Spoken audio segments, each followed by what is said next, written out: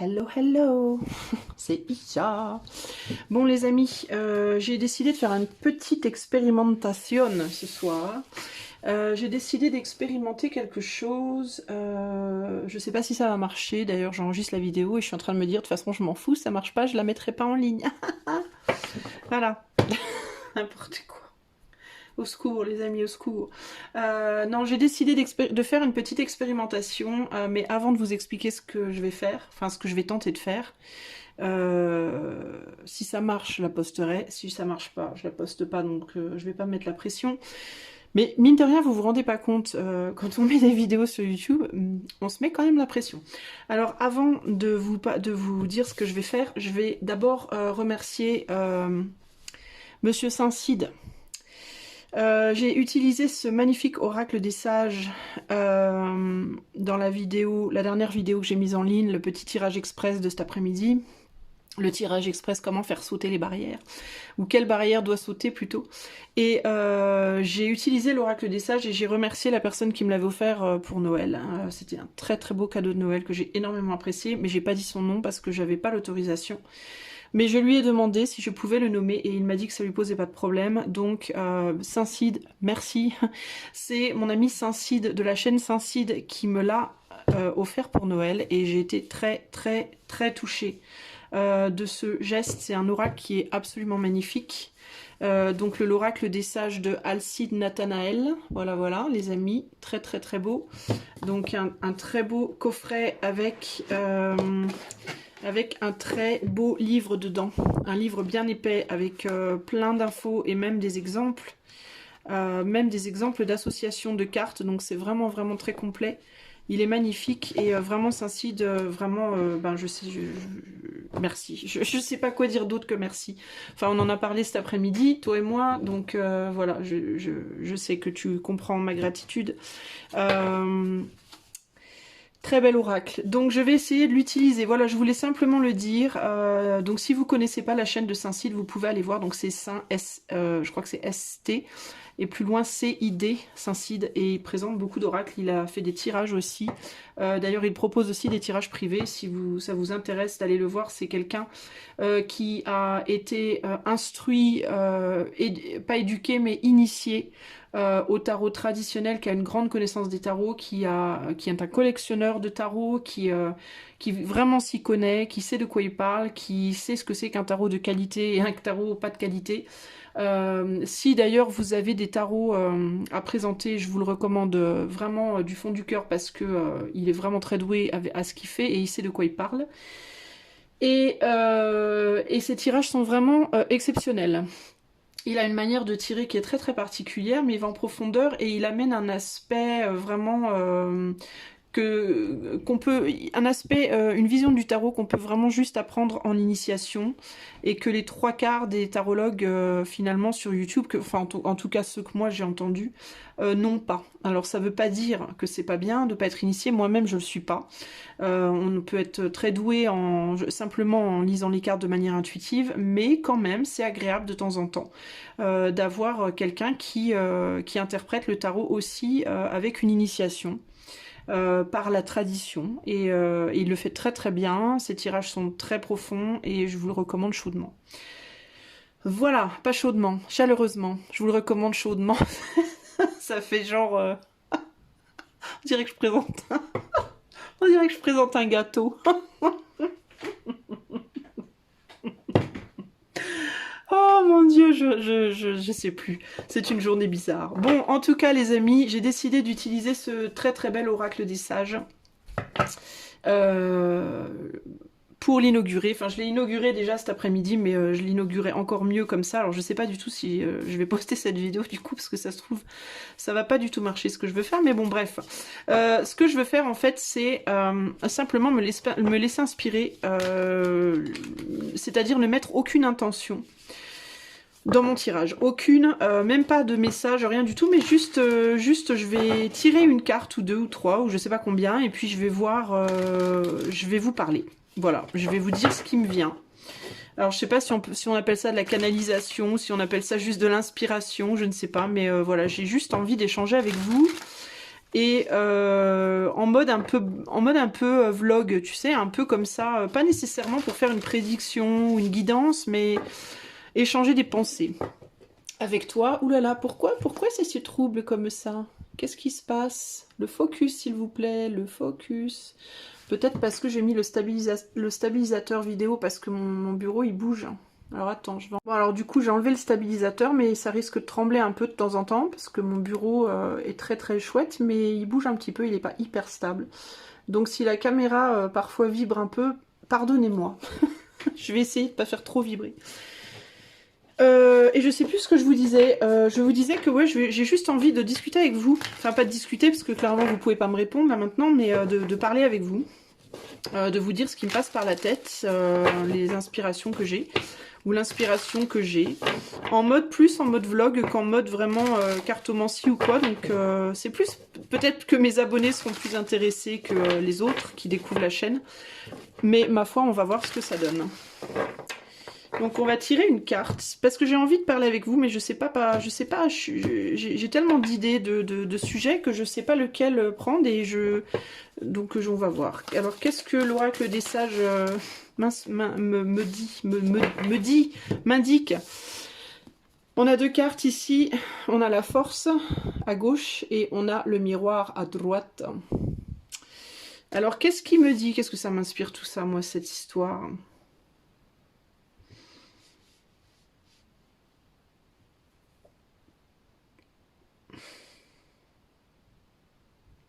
Qu'est-ce qu'on pourrait bien faire avec un cristal et un miroir? Qu'est-ce qu'on pourrait bien en faire du cristal et du miroir? La force et le miroir. La force, bah, c'est la force. Le miroir, ça peut refléter le reflet. Le reflet, oh mon Dieu. La projection. La compréhension de soi. L'image qu'on renvoie. La façon dont on se perçoit soi-même.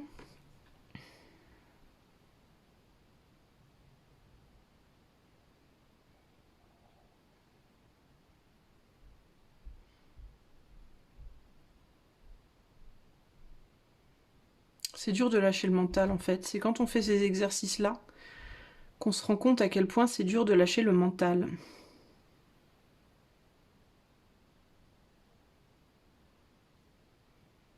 La force et le miroir. J'ai pas envie de les interpréter en mode voyance, cartomancie. J'ai envie d'essayer de me laisser inspirer par ça.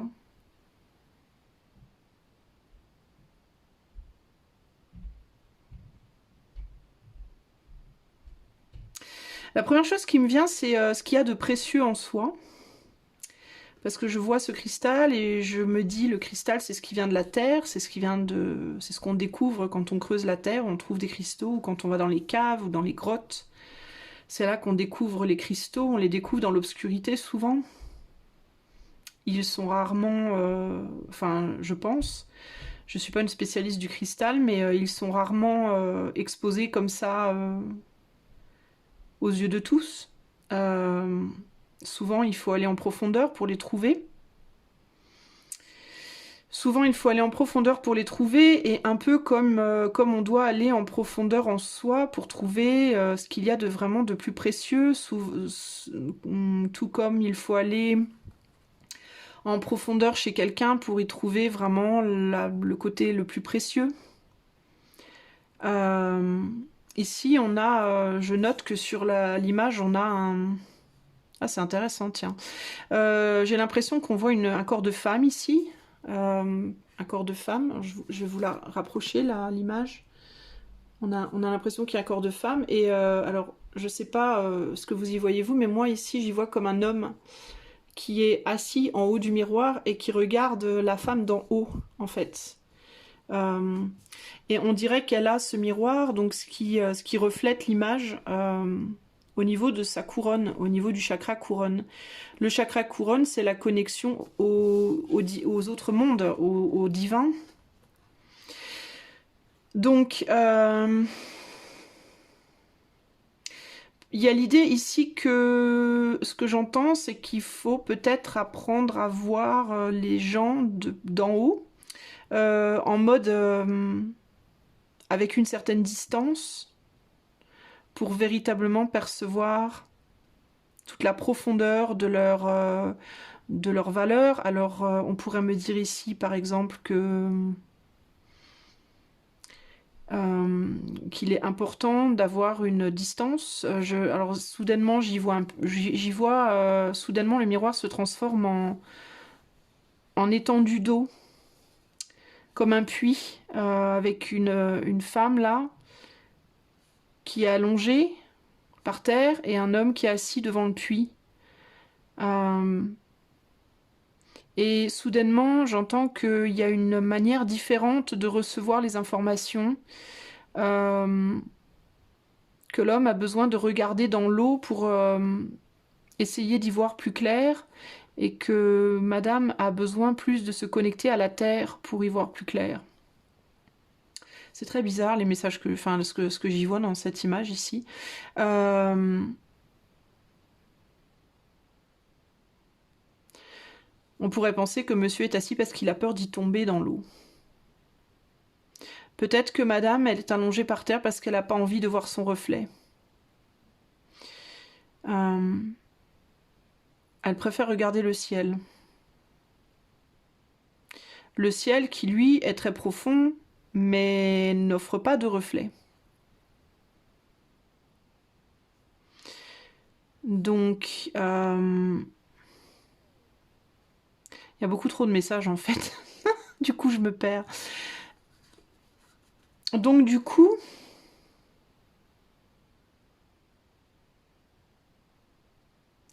Bah, avec l'eau, on parle des émotions. D'ailleurs, c'est intéressant parce qu'on dirait qu'on voit le ciel dans l'eau, là, aussi.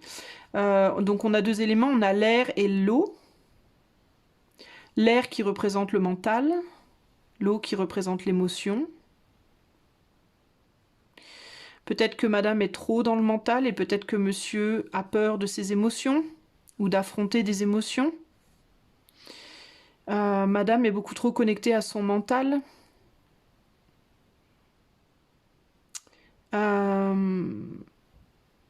Peut-être parce qu'elle a peur de regarder ses propres émotions aussi d'une certaine manière. On pourrait penser qu'il l'attend aussi, on pourrait penser que monsieur attend madame, qu'il attend qu'elle se lève et qu'elle s'asseye en face de lui pour regarder tout ça. Mais elle est très attachée à la terre, donc elle est très attachée à ce qui est déjà construit, en fait. Elle est très attachée à ce qui est déjà construit.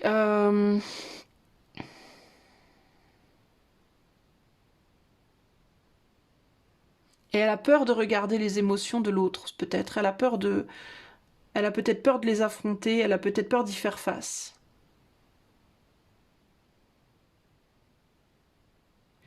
Parce que d'une certaine manière, si elle regardait les émotions de l'autre, elle s'y verrait elle-même, d'une certaine façon.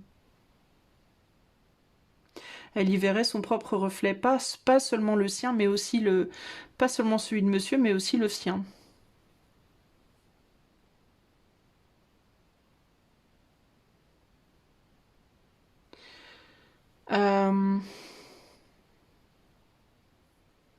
Le problème, c'est qu'en faisant ça, du coup, elle n'est pas connectée au divin, elle n'est pas connectée à l'univers, elle n'est pas connectée à la source.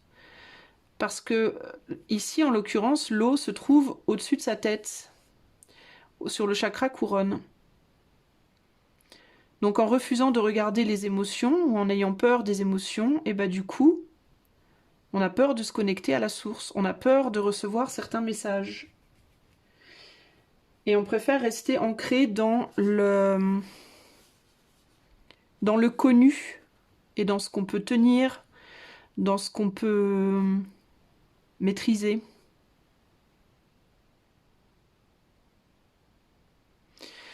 Là, on me dit maintenant que le corps de cette femme, c'est aussi le manche du miroir, et que donc c'est par là qu'on attrape le miroir, par le corps. On attrape le miroir par le corps de la femme, par le manche, et on se regarde dans le miroir, qui est son chakra couronne. Donc il y a l'idée de avoir peur peut-être d'être possédé, d'une certaine manière, d'être enfermé, et en même temps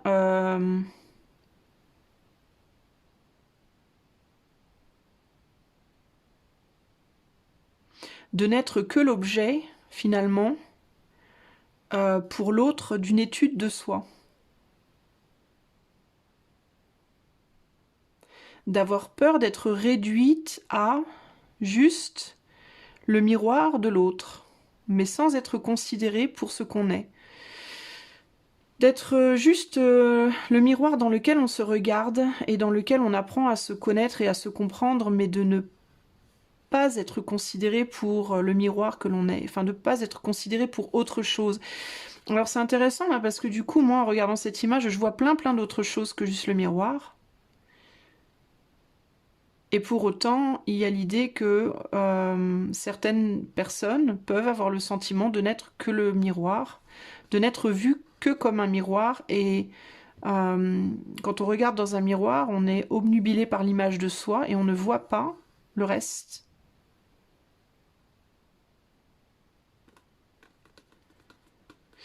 Il peut y avoir ici, on peut me parler ici notamment de certaines femmes qui sont considérées comme objets, comme servantes.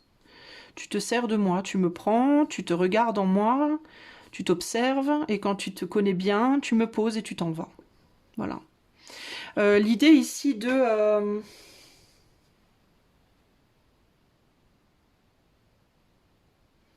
se sentir un peu comme une chose qu'on regarde comme une jolie chose, mais de pas voir toute la force qu'il y a derrière, hein. Juste l'objet simple qu'est un miroir, en fait. Pas assez d'attention portée sur les autres symbolismes qu'on peut y voir. La femme n'est pas juste qu'un miroir. Il y a beaucoup d'autres choses en elle.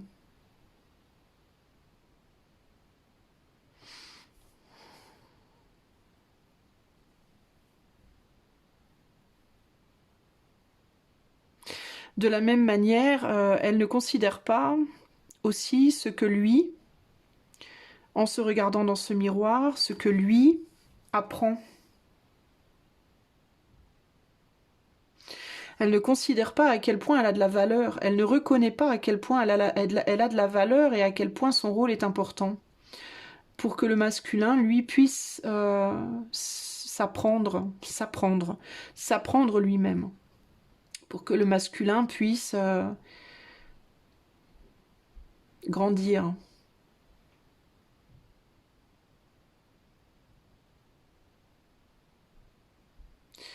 En ce sens,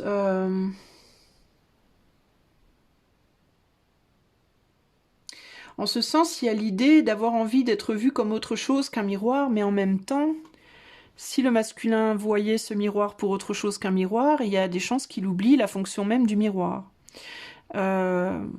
Qui est énorme, puisque la fonction du miroir, c'est de se regarder et de se connaître, hein, de connaître son visage. Mais là, on parle de quelque chose de plus profond, avec le ciel et l'eau.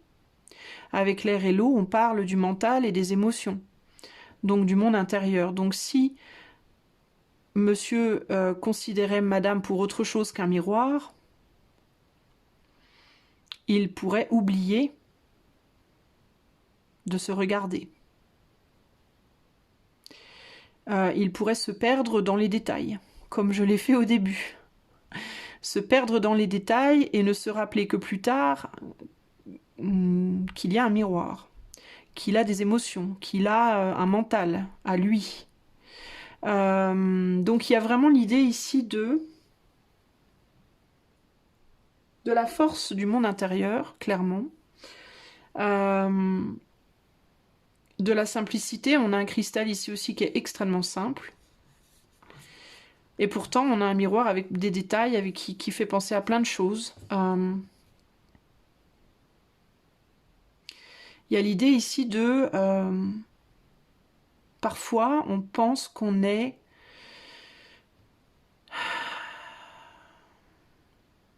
Parfois, en voulant être vu d'une certaine manière, on oublie que même si l'on n'est pas vu de cette manière spécifiquement par l'autre, on est vu d'une manière différente, mais qui de toute façon nourrit, qui de toute façon est utile, qui de toute façon fera grandir l'autre. Que parfois on nourrit l'autre d'une manière dont on n'a absolument pas conscience. Parfois on donne à l'autre, sans s'en rendre compte, quelque chose dont on n'a absolument pas conscience.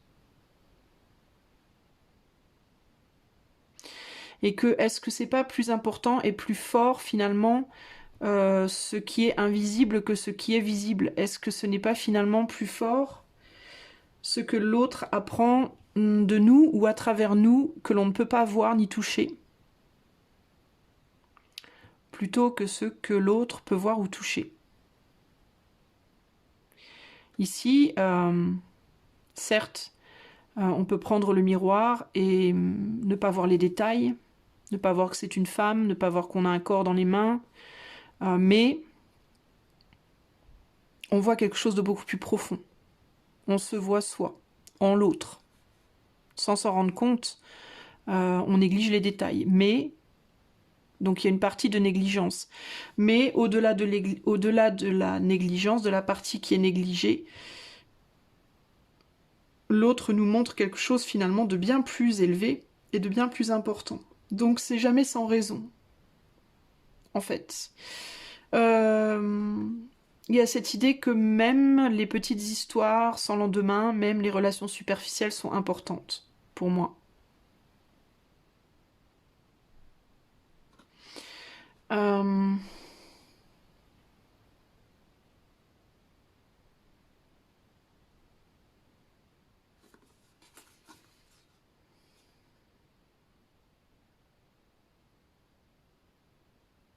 Alors là, je vois une chaise, maintenant.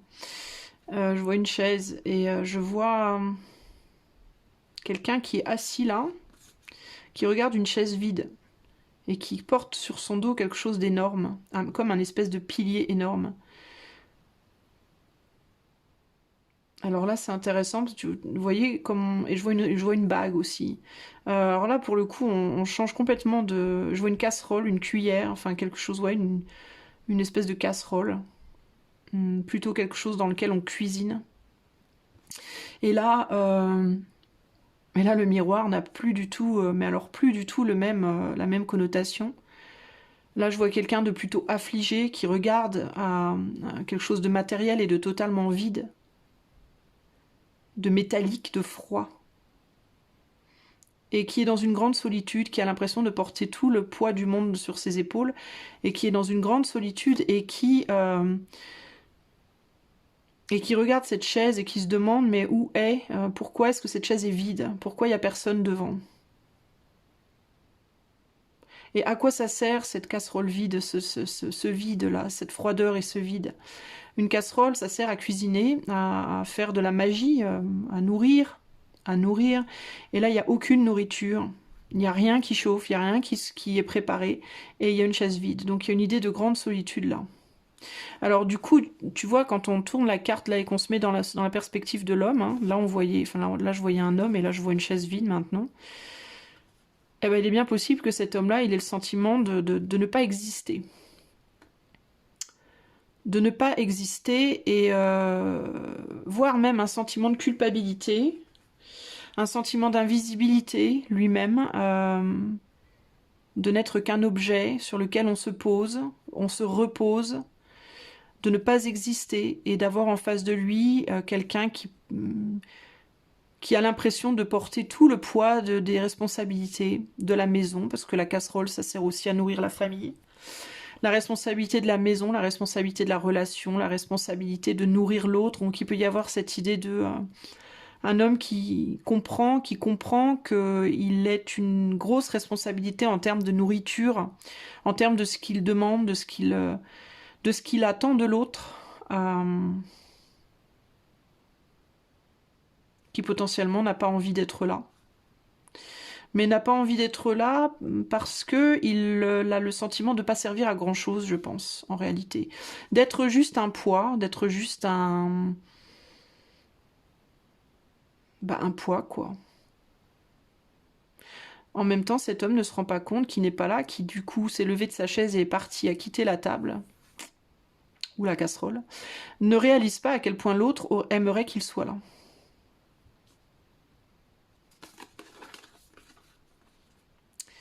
Cette femme qui est dos à terre, qui est allongée par terre et qui refuse de regarder les émotions, aimerait bien que l'homme revienne. Elle aimerait bien que l'homme revienne, même si elle n'est pas très contente de la façon dont elle est traitée. Il y a énormément de force dans cette relation. Une force que ni lui ni elle ne voit. Une force que ni lui ni elle ne réalise. Il y a énormément de force dans cette relation parce que dans leur mal-être et dans leur fragilité réciproque et dans leur sentiment d'inadéquation, c'est ça, bref, de ne pas être adéquat. Eh bien, mine de rien, ils ont très très beaucoup besoin l'un de l'autre. Mine de rien. Ils ont vraiment beaucoup besoin l'un de l'autre et ils ne se rendent pas compte qu'à eux deux,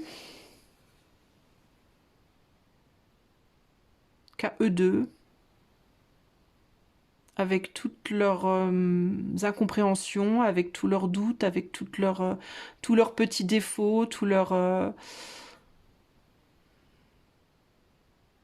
Eh ben, ils forment un magnifique miroir. Ils forment un magnifique miroir.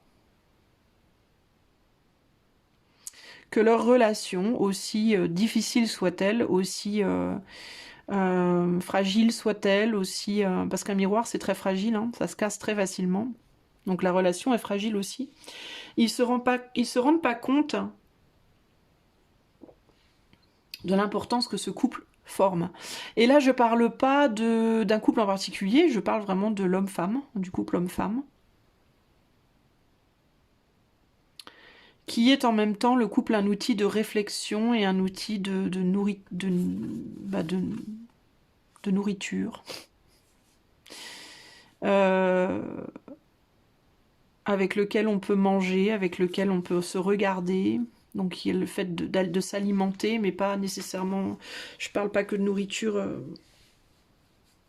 des pommes et des fruits ou quoi, mais de nourriture spirituelle aussi.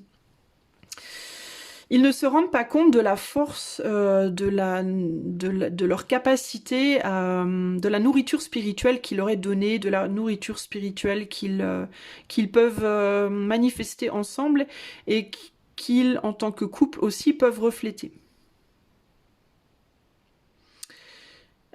Sur qui est-ce qu'ils reflètent cela? Sur n'importe quelle personne qui viendra autour de leur table, autour de la casserole, se nourrir avec eux. Ou se regarder dans leur miroir, qui est lié au chakra racine pour lui et plutôt au chakra couronne pour elle. Si c'était connecté au même chakra, ça n'aurait pas du tout la même forme. Et il y a peut-être des femmes ici qui pourraient se sentir traitées plutôt comme un objet sexuel ou plutôt comme le fait qui auraient l'impression peut-être qui pourraient avoir l'impression de n'être que, pardon, je vous tiens les cartes vachement bas en fait depuis tout à l'heure, qui pourraient avoir l'impression de n'être que des objets sexuels ou de n'être là que pour ça entre guillemets. Mais en fait il y a cette idée que pas du tout. Mais elles s'en rendent pas compte.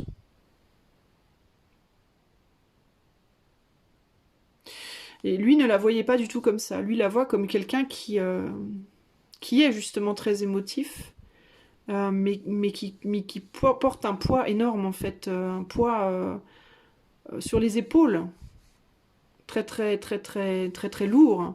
Pas juste... qui n'est pas juste un corps, mais qui est au-delà. Mais il y a un manque de communication, il y a un manque de réalisation.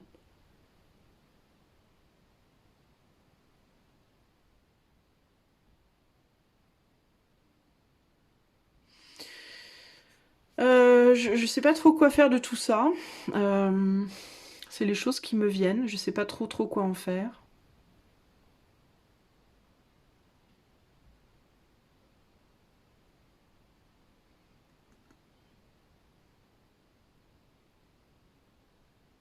Il y a l'idée ici aussi de deux polarités qui sont liées par l'amour.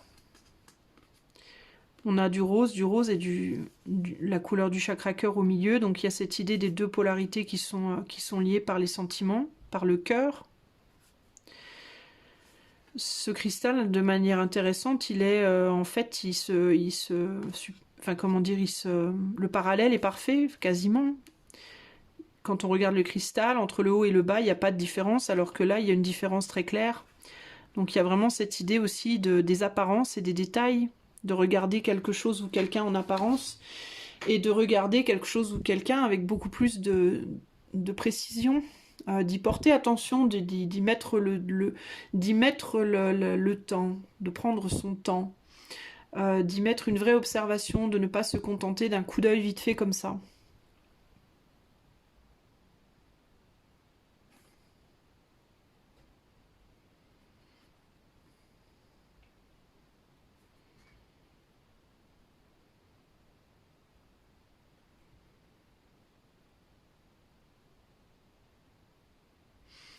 C'est intéressant aussi de noter que, enfin alors vous voyez peut-être pas très bien, mais du côté de la femme, là il y a un gros nuage, et du côté de l'homme c'est beaucoup plus clair, beaucoup plus limpide. Il y a vraiment au niveau émotionnel beaucoup plus de troubles du côté féminin que du côté masculin. Bah, c'est normal en même temps puisque les émotions c'est le féminin c'est les émotions par essence, donc c'est un peu logique, mais c'est beaucoup plus complexe du côté féminin de déchiffrer les émotions, de déchiffrer c'est plus flou, alors que du côté masculin c'est beaucoup plus limpide. Du coup, quand on regarde la carte du côté masculin, on dirait presque des arbres. On dirait presque des feuilles d'arbres. Tout ce qui a poussé, toute l'abondance, en fait.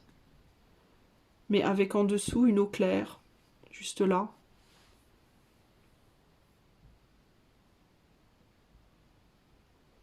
Ce qui du coup est un souci pour madame, peut facilement se transformer en juste quelque chose qui a grandi, qui a poussé, mais qui est là, mais qui est beau et qui n'est pas un problème pour monsieur. Parce qu'il y a toujours un petit coin où on peut regarder où c'est clair. Pour madame, c'est plus compliqué. Il faut s'élever au-dessus des nuages et c'est plus compliqué. Donc il y a cette idée aussi de ne pas avoir la même perception. L'homme et la femme n'ont pas du tout la même perception des choses. Ils ne voient pas les choses de la même manière, ils ne le voient pas sous le même angle. Il y a vraiment cette idée que selon si on a un homme ou une femme ici, ou une polarité plus féminine ou masculine, on change radicalement de scène, comment dire, de scénario en fait. Le scénario n'est plus du tout le même. Et il y a cette idée que justement, heureusement, parce que le miroir ne serait plus un miroir si le scénario était le même. Ça serait plus du tout la même image, en fait.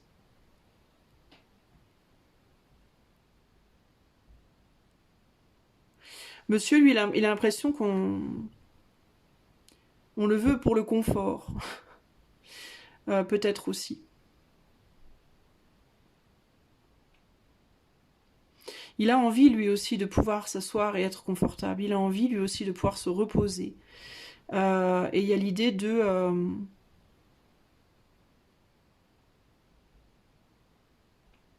cette personne en face de lui qui voudrait pouvoir traverser cette eau pour aller s'asseoir dans cette chaise parce que ce qu'elle porte sur son dos, c'est tellement lourd. Et c'est comme s'il disait, mais j'en ai marre d'être une chaise, en fait. J'en ai marre j'ai pas envie d'être juste un fauteuil pour toi. Et le poids de tes émotions, justement. Voire de ton mental, de tes émotions ou de ton mental. C'est fatigant pour moi aussi. Donc il y a l'idée de je préfère quitter la table, en fait, plutôt que de porter cet énorme poids là.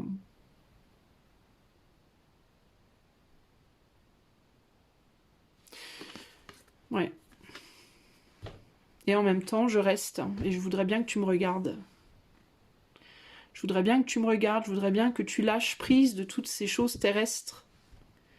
Toutes ces contingences, toutes ces choses qui t'occupent. Ton travail, les enfants, tout ça. Et que tu me regardes un peu, quoi. et que je ne sois pas juste une chaise pour toi, ou t'asseoir quand tu es fatigué, ou t'asseoir quand tu as besoin de pleurer, ou qui peut t'aider à y voir plus clair, parce que quand tu es seul, tu es dans un espèce de brouillard. Je voudrais bien que tu viennes et que tu me regardes. Cette éternelle incompréhension entre l'homme et la femme. Le problème, c'est que, encore une fois, c'est ça qui fait que... C'est ça qui fait qu'on apprend, en fait, sur soi. Si les relations hommes-femmes étaient hyper faciles, qu'il n'y avait jamais de problème, que tout était limpide, on n'en apprendrait rien, finalement. On n'en apprendrait absolument rien, ça n'aurait aucun sens, ça n'aurait aucune raison d'être. Ce que j'entends ici, en fait, c'est que dans la difficulté, dans toute la difficulté d'une image aussi simple qu'un miroir, tout ce qu'on peut y voir de difficile, ben, en fait, il y a une simplicité derrière qui est extrêmement forte, mais il faut regarder longtemps pour le voir. On peut pas le voir comme ça de prime abord, et ça me parle vraiment de la relation homme-femme et de l'idée que... ce que j'y entends, en fait, dans tout ce blabla, là, c'est que... ce à quoi ça me fait penser, c'est que finalement, c'est pas si mal qu'on s'entende pas toujours avec notre autre, et qu'on ait des relations qui tiennent pas, et que on se fasse trahir, et on trahisse, et je sais pas moi, on soit trompé, ou qu'on soit déçu, ou qu'on soit... Parce qu'en fait, on n'apprendrait rien si on était tous dans une relation idéale. Si on était tous des Charles et des Caroline Ingalls. On n'apprendrait que dalle, ni sur soi, ni sur l'autre. Il y a l'idée ici d'être capable de reconnaître le diamant, la force de la beauté des relations imparfaites. C'est tellement beau finalement, ce cheminement, de se dire, ben, j'ai connu tant de personnes dans ma vie, ça n'a pas marché, j'ai été seule 2 ans, puis après j'ai trouvé quelqu'un, puis j'étais avec quelqu'un 6 ans, puis après j'étais avec quelqu'un 1 an, puis après je me suis mariée, puis j'ai divorcé, puis ci, puis ça, puis ça, puis ci. Et de se retourner un jour et de se dire, mais qu'est-ce que j'ai appris des trucs, mais qu'est-ce que j'ai grandi, qu'est-ce que j'ai évolué, qu'est-ce que j'ai appris à me connaître, qu'est-ce que... Ah, et puis finalement, à travers moi, mon hôte, il a appris ça, et puis ça, et puis ça, et puis moi, à travers mon hôte, j'ai appris ça, et ça, et ça. Alors certes, on n'est plus ensemble, mais qu'est-ce que quand même, tu vois, plutôt que se dire, oh là là, je trouve jamais personne de bien, nanana, je suis toujours tout seul, c'est l'horreur. Est-ce qu'on pourrait pas plutôt se dire, mais qu'est-ce que c'était bien, toutes ces relations, qu'est-ce que... Enfin, moi, je sais pas, quand je regarde mes relations passées, j'apprécie énormément toutes les relations que j'ai eues. D'ailleurs, j'apprécie énormément tous mes ex. Je me dis que j'ai eu de la chance d'être avec ces personnes, je me dis que j'ai appris plein de choses, que j'ai connu plein de choses, j'ai découvert tout un tas de trucs, j'ai découvert des musiques, j'ai découvert des activités, j'ai découvert des gens, j'ai découvert des caractères, j'ai découvert des couleurs, des odeurs, des façons différentes de faire les choses, un truc de fou, enfin, c'est des trésors, hein. Véritablement, c'est des trésors de découverte, hein. Qui font que à chaque fois, à chaque relation, quand je me regarde dans le miroir, je suis différente, et je change, et j'évolue, et j'apprends, et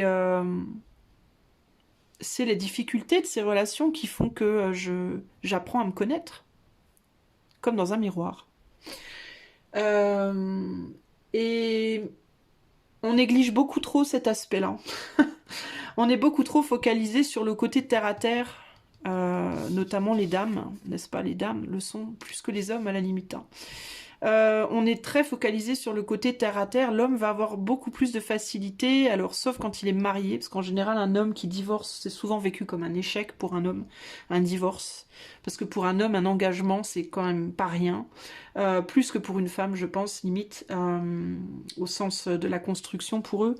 Mais il y a l'idée que l'homme va zapper plus facilement que la femme une relation. plus vite, en règle générale, je pense. Va être capable de se distancier plus vite que la femme. Pas toujours, évidemment, il y a des exceptions, hein, je ne fais pas une généralité, mais je parle de manière globale. Je pense que de manière globale, la femme aura tendance à être beaucoup plus accrochée longtemps à un ex qu'un homme. Même si certains hommes peuvent rester accrochés longtemps à une ex aussi, mais bon, encore une fois, je parle de manière globale. Mais je sais plus ce que je voulais dire du coup, mais c'est quand même dommage de ne pas être capable à un moment donné de se dire, ou d'avoir tant de mal à regarder ça comme une belle aventure, quoi. Comme un film qui a commencé, qui a tourné et qui s'est déroulé, puis qui a eu une fin, tout simplement. Pourquoi est-ce qu'on peut pas juste voir les relations comme un film qui commence, qui se déroule et qui se termine? Et comme quand on sort d'un bon film, ou d'un mauvais film, ou d'un film drôle, ou d'un film dramatique, eh ben, parfois on est content, parfois on n'est pas content, mais n'empêche qu'à chaque fois, on sort du cinéma avec une réflexion. Ça nous fait réfléchir à des choses. On retient des anecdotes, on retient des histoires, on en rigole, ou alors on en pleure, ou alors on est marqué, ou alors on trouve ça nul, mais de nul. Mais même quand on trouve ça nul de nul, on se dit bah plus jamais quoi. On apprend quelque chose. Et donc on n'en ressort jamais les poches vides, d'accord, de connaissances ou d'apprentissage. Et c'est dommage de pas avoir ça par rapport aux relations hommes-femmes. Si on était capable de voir ça comme ça, je pense que ce serait beaucoup plus facile de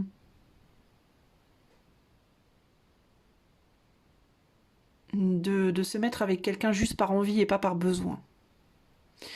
Quand on va au cinéma, c'est parce qu'on a envie de voir un bon film. C'est rarement parce qu'on a besoin de voir un film. On y va parce qu'on a envie de se payer un beau moment au cinéma. Un bon moment au cinéma. Bon, on a chacun nos goûts. Hein. Il y en a qui ont envie d'un film romantique, plutôt qui aiment voir les films romantiques, d'autres qui aiment les films d'horreur, d'autres qu'on a chacun ses goûts. Tout comme on est en mode, il y en a qui aiment bien les relations pantouflardes, coincées dans la bulle, d'autres qui aiment les relations plutôt torturées, d'autres qui ont tendance à aller vers ça pour des raisons X ou Y. Mais pourquoi est-ce qu'on peut pas juste sortir de la relation comme quand on sort d'un film? En mode, bon bah ça y est, c'est fini, je savais que ça aurait une fin éventuellement. C'est pas comme si le film allait durer ad vitam aeternam, quoi. Mais une relation aussi, en fait. C'est juste que parfois le film, il fait 40 minutes et parfois il fait 3 heures. Bon, bah la relation, c'est pareil. Parfois, elle dure un an ou un mois, et puis parfois, elle dure une vie entière. Mais c'est quand même plus rare que ça dure une vie entière, malheureusement ou heureusement, parce qu'il y a des couples qui restent toute leur vie ensemble parce qu'ils s'aiment, mais il y en a beaucoup plus qui restent toute leur vie ensemble parce qu'ils ont la flemme de se quitter. Donc voilà, moi, la petite maison dans la prairie, je voudrais pas regarder la petite maison dans ma prairie toute ma vie. Même si ça paraît idyllique, c'est pas... je me ferais chier, quoi. Donc, voilà. Mais non, mais il y a l'idée que, voilà, c'est pourquoi on n'accepte pas juste, tout simplement, que ça commence, que ça se déroule et que ça se finisse. Et puis, de se dire juste, je vais juste profiter de l'expérience, en fait. Je vais juste profiter de l'expérience. Et je vais apprécier ça au max, je vais m'acheter du popcorn, je vais me faire un petit coca, machin, enfin le coca c'est dégueulasse, mais bon bref. Voilà, je vais passer du bon temps, mais quand c'est fini quoi, et puis c'est très bien, et puis des fois je me dirais, oh zut, j'aurais bien voulu que ça dure encore un peu plus, et puis des fois je me dirais, oh putain c'était long. Mais toujours est-il que voilà, je prendrais ça pour ce que c'est-à-dire un film. C'est un peu pareil la relation en fait, sauf que c'est la vraie vie. Mais c'est la vraie vie, mais c'est un film, c'est une tranche de vie. C'est une tranche de vie, et donc dans la longueur de la vie complète, c'est juste un film finalement.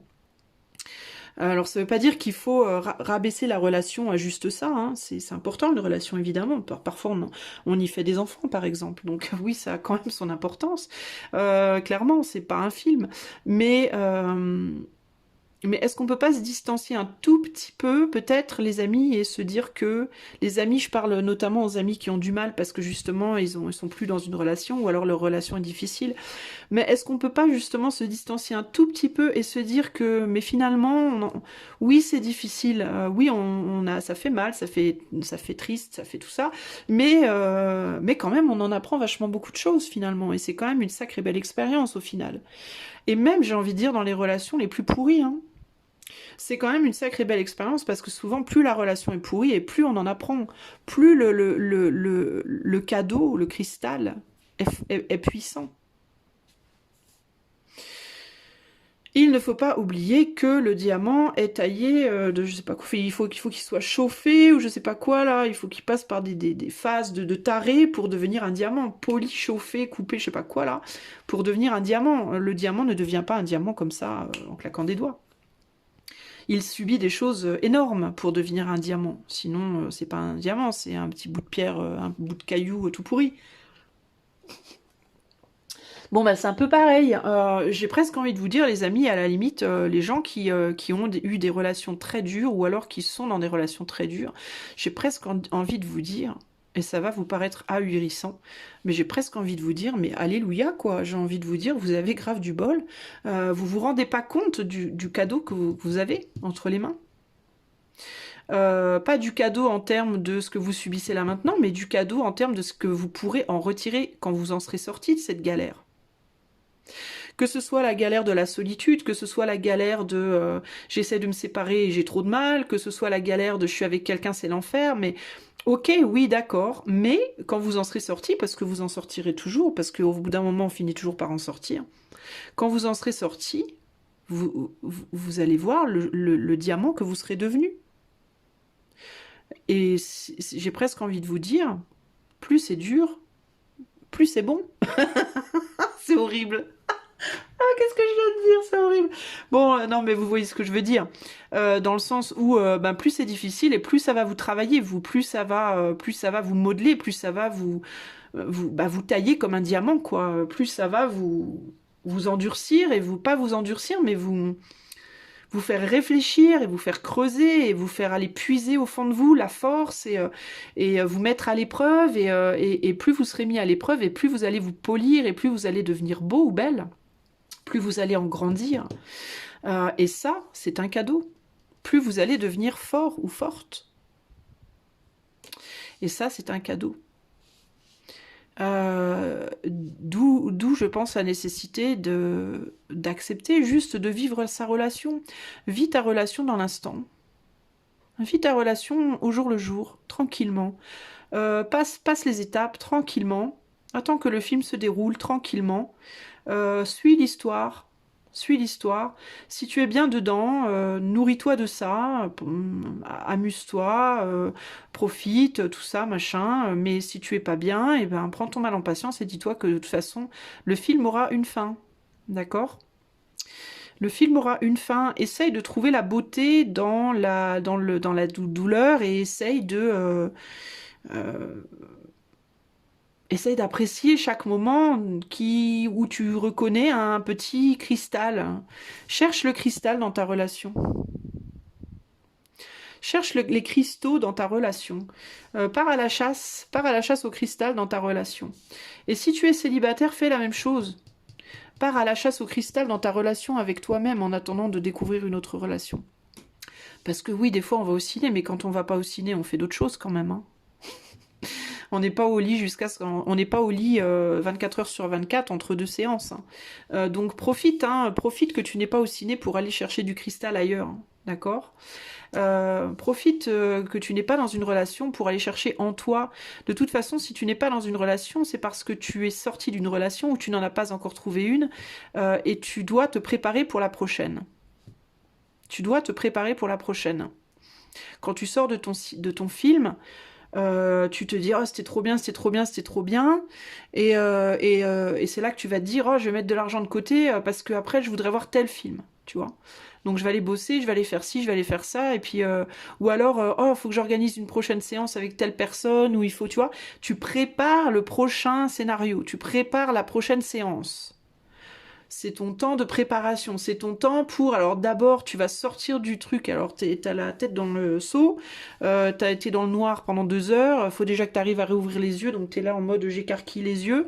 Après, une fois que t'as ouvert les yeux, tu te sens tout bizarre, tout froid, tout chaud, tu sais pas trop comment t'es, parce que, mine de rien, être assis pendant 2 heures dans une salle obscure, c'est pas très confortable. Souvent, quand on sort du film, on se sent un peu faiblard, un peu froid, un peu bizarre. On passe du chaud au froid, on se sent un peu fatigué, un peu pas bien. Donc tu rentres chez toi, tu te reposes. Ou tu vas au resto ou Dieu sait quoi. Donc il y a le moment comme ça. Après t'es avec quelqu'un, tu vas parler du film. Il y a le moment où tu vas voilà discuter de ton film. C'était comme ci comme ça. Qu'est-ce que t'en as pensé? Puis toi, qu'est-ce que t'en penses? Gna, gna. Comme quand tu parles de ta relation, quand tu viens de finir une relation. Donc t'as besoin de parler aux gens parce que c'est un peu une thérapie. Hein. C'est le moment thérapeutique hein, du juste après relation où on a besoin de voir les amis et de discuter de l'ex et de discuter de ce qui s'est passé. Alors parfois en bien, parfois en mal, parfois on déconne, parfois on est sérieux, parfois on pleure. Mais c'est le petit moment thérapie important. Et puis après, une fois que c'est fait, bah, tu passes à autre chose. T'oublies, tu passes à autre chose, puis tu commences à te dire, tiens, j'irais bien voir tel film la semaine prochaine. Tiens, il y a celui-là qui va sortir. Ah ouais, putain, celui-là, j'ai trop hâte. Un peu comme tu te dis, tiens, j'aimerais bien retrouver quelqu'un. Tiens, j'aimerais bien quelqu'un comme ça, ou quelqu'un plutôt comme ça. Ah, puis tiens, il y a machin là-bas, ou machine. Enfin, tu vois. Mais ça, c'est le temps de préparation pour justement le prochain film, la prochaine histoire, le prochain scénario, tu vois. C'est là que tu vas choisir quel film tu as envie de voir, comment tu voudrais que soit ton histoire prochaine, quel type de personne, puis où est-ce que tu pourrais aller voir ce film, combien ça coûte d'aller voir ce film, et puis c'est à quelle heure la séance, et puis avec qui tu pourrais y aller, et puis ta ta ta ta ta, tu vois. C'est un temps qui est important.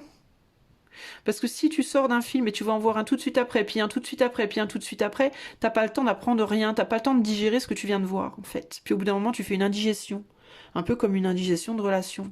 C'est-à-dire que tu passes d'une relation à l'autre, t'as pas le temps de comprendre ce qui s'est passé dans la dernière, que déjà tu t'engages dans l'autre. Tu t'engages dans l'autre avec encore l'arrière-goût de celle d'avant. Genre, tu vas voir un film romantique alors que tu sors d'un film d'horreur ou vice-versa, et tu sais plus où t'es, quoi. Tu vas voir le film romantique et t'as encore la trouille du film d'avant, ou alors tu vas voir le film d'horreur alors que tu sors des bras d'un Capulette, dans Roméo et Juliette, je sais pas pourquoi ça me vient, mais ça me vient. Tu vois ce que je veux dire, ça colle pas, quoi, ça colle pas, puis du coup t'es comme ça, tu sais plus où t'es, quoi, t'es en mode dans quelle étagère, un peu, hein. Ben, les relations, c'est pareil, tu sors d'une relation, tu vas te replonger direct dans une autre, tu sais plus où t'es, hein. Au bout d'un moment, tu mélanges tout, hein. Puis quand tu sors de tes 3 relations d'affilée, ben tu sais plus qui tu es non plus, quoi. Tu sais plus, mais c'était avec qui déjà le truc qu'on a fait là, c'était avec machin ou truc ou bidule, c'était quand, c'était qui, c'était comment, je me souviens plus, mais attends, l'autre, je sais plus, c'était.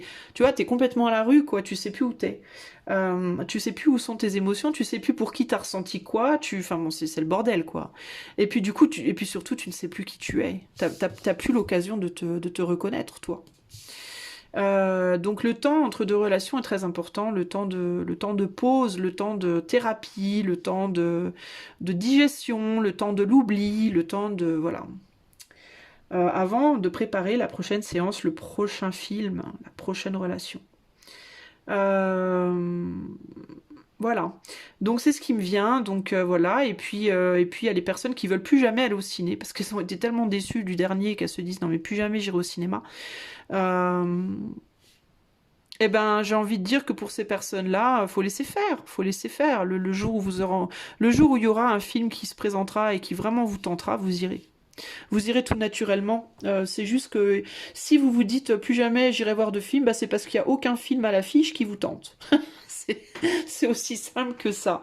Donc bah c'est pas grave, vous y allez pas au ciné.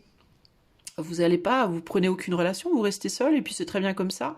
Il y a des chances que vous irez faire du patin à glace ou autre chose ailleurs, et puis le jour où vous tomberez sur une affiche de film qui vous attirera l'œil, avec un scénario qui vous parlera au cœur, ben là, vous vous direz, ah, ben c'est peut-être temps que je retourne voir un film. Et puis voilà. Il faut juste laisser couler. Moi, j'ai vraiment cette idée ici de me laisser faire, en fait, quoi. Laissez donc faire les choses, prenez donc les choses au jour le jour, distanciez-vous des détails pour vous souvenir de qui vous êtes. Si vous regardez trop dans les détails, si vous regardez les choses de trop près, vous voyez plus le miroir. Vous voyez plus en fait.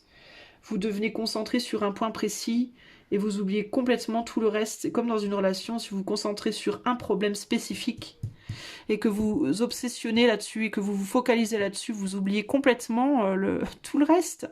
Vous oubliez la relation en fait. Vous oubliez. C'est comme dans un film. Si dans un film il y a un gars avec un pull rouge et que le pull rouge vous le détestez et que vous focalisez sur le pull rouge, vous entendez plus le scénario, vous savez plus ce qui se passe quoi. Sauf que si ça se trouve, ce film il est génial. Mais comme vous étiez en mode complètement obsédé par ce putain de pull rouge, bah, vous savez même pas de quoi le film parle du coup. Vous oubliez complètement le truc et là à la fin de la séance, on vous dit ah putain c'était trop bien et toi t'es là mais de quoi? Qu'est-ce qui était bien? Putain ce pull rouge quoi. C'est horrible. Et là on te dit mais c'était un pur film, t'as raté. C'est un peu genre mais t'avais une relation d'enfer, mais comment t'as pu laisser passer ça? Juste parce que le gars il avait un pied plus long que l'autre. Enfin mais t'es cinglé. Ça va pas.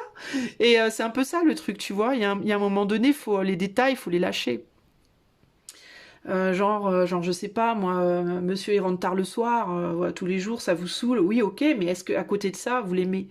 Est-ce que vous l'aimez? Est-ce qu'il vous aime? Est-ce que la relation fonctionne bien? Est-ce que voilà, à un moment donné, il faut prendre de la hauteur et se dire, mais est-ce que le fait de rentrer tard le soir, c'est pas juste un détail finalement dans le film de la relation? Je suis tellement focalisée sur ce truc-là qui me gonfle que j'oublie que tout le reste de la relation finalement est vachement bien, quoi. Donc pourquoi je gâche le reste avec juste ça? Je suis en train de louper le film, en fait. Voilà. Tout comme il y a le truc aussi de je vais voir un film, mais j'ai une culotte qui me rentre dans la voilà et je passe le film à essayer de m'enlever la culotte des fesses alors que je suis en train de louper le film. Bah, c'est un peu.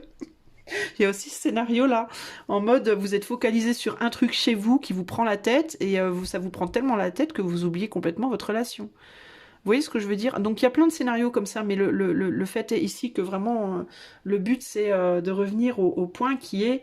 enfin le courant de ma réflexion qui est de... vivez votre truc à l'instant, quoi. Vivez votre relation au moment présent. Prenez de la distance, ne soyez pas collés à l'autre, laissez l'air couler entre vous, laissez-vous respirer, apprenez à vous voir avec une distance, apprenez à laisser l'autre expérimenter sa propre façon de ressentir, sa propre façon de voir, son propre... Comprenez que vous n'êtes pas dans les chaussures de l'autre et l'autre n'est pas dans vos chaussures, vous ne voyez pas les choses sous le même angle, vous n'avez pas la même visu, vous n'avez pas les mêmes émotions, vous n'êtes pas pareil, Et tant mieux, en fait. Comprenez que c'est pas un oh merde, mais c'est plutôt un oh super. Parce que si vous étiez pareil, vous seriez... ce serait chiant à mourir, quoi.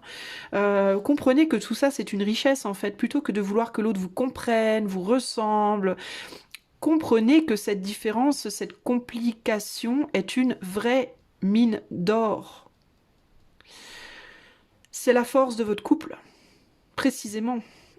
Et selon comment vous allez voir ça, vous allez être capable de reconnaître ça ou pas. Je vais m'arrêter là parce que je réalise que ça fait 53 minutes que je parle et j'avais absolument pas prévu de faire un truc aussi long. Je vais la mettre en ligne, la vidéo. Je sais pas si vous allez aimer ou pas. Ma foi, on verra bien. Si vous aimez, tant mieux. Si vous aimez pas, tant pis. Moi, je pense que c'est pas... Enfin, voilà, moi, j'en ai appris des trucs aussi hein, en parlant. Je m'entends et j'apprends aussi plein de choses. Donc, pour moi, j'apprends des trucs. Donc, je me dis, pourquoi pas partager. Bah, n'hésitez pas à me dire ce que vous en pensez. Est-ce que vous voulez que je réitère ce genre de truc ou pas? Et puis en attendant, la prochaine, je vous fais des gros bisous et je vous dis à bientôt. Bye bye. Et encore un grand merci à Saint-Cide. Bye.